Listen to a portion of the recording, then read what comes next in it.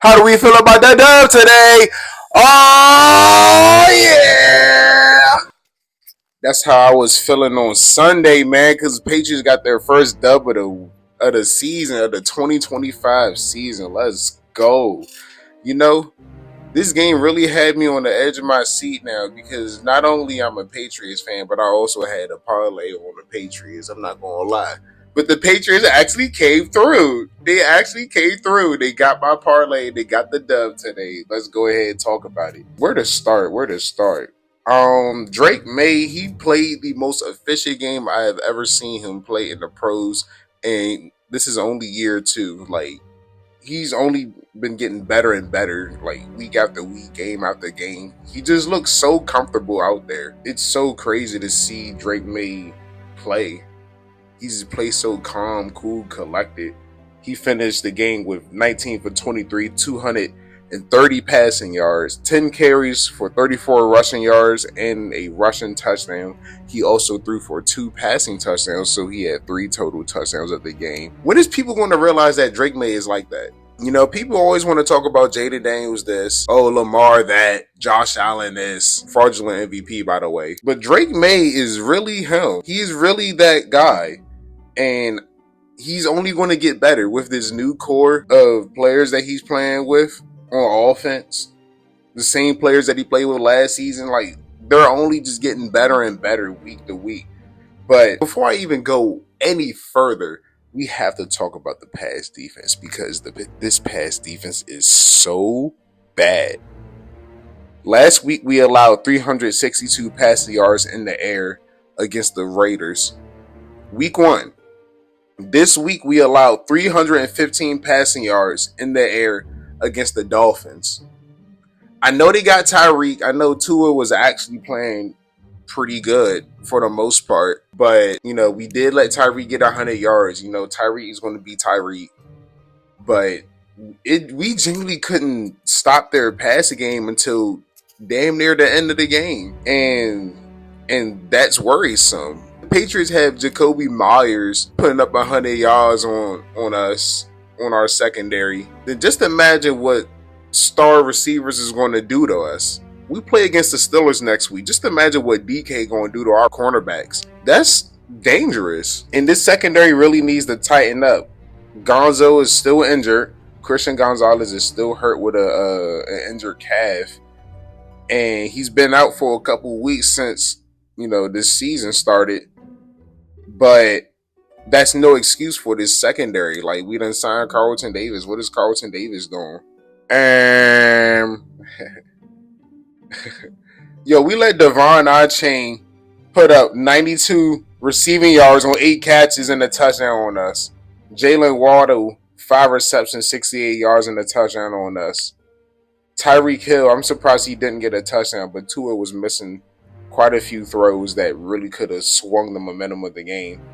But this game was neck and neck the whole freaking time. And I love the fact that this Patriots team is actually going out there and fighting and competing with energy. Like, even from the pregame huddle with Stephon Diggs before the game started, when he was talking to them, getting everybody hyped, I just had a feeling that we was going to win. But that's the type of energy that we really need to see from this Patriots team. And honestly, for after watching a Bill Belichick coach team for most of my lifetime, it's refreshing to see some passion on the field. You know, not just from the players, but from the coaches as well. You know, the fans is always behind the Patriots. You know, I will say that New England fans are like one of the most loyal fan bases in America. Like even when we're trash, bro, like, we're still going to support y'all. Nah, we still going to clown you now, but like, we're going to support y'all. I'm saying this like I'm from the Northeast, bro. I'm literally from DC. Anywho, Antonio Gibson, I love you so much because we allowed the Dolphins to return a punt for a touchdown. That gave them the lead. And after that, I was at work watching the game on my iPad, clenching on my ass cheeks. I was like, there is no way that we're going to fall to 0-2 like this. There is no way our offense is just going to keep stalling. But Thank the good Lord. Antonio Gibson returns it all the way to the end zone on a kick return to put us up 6 points, 33-27, and the defense was able to do its job, to hold on tight.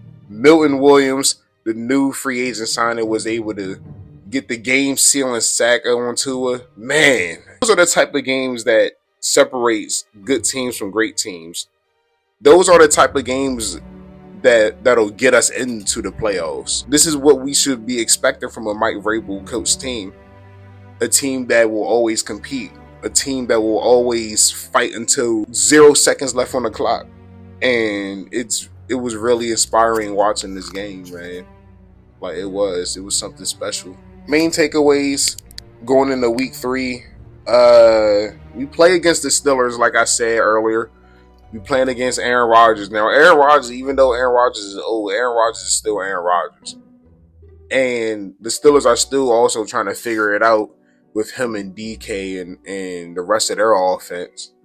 So it's going to be an interesting matchup. Hopefully Gonzo will be back and healthy, but I'm not so sure on that because, you don't want to rush any calf injuries because you can mess up your quad. You can tear your quad and you'll be out for even longer. Hopes and prayers on a speedier recovery for Christian Gonzalez.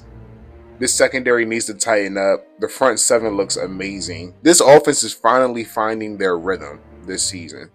Going into week 3, Steelers is going to be a tough game. Like, no matter what. Like, it's going to be no matter if it's an ugly game or a shootout, the Steelers will always be able to compete because that's just how Mike Tomlin coaches teams are, apparently. But I'm looking forward to it. Great game against the Dolphins. Just need to clean up the secondary, man. Like we need to be allowing under 250 passing yards every game, like that, or else our defense is just not up to par.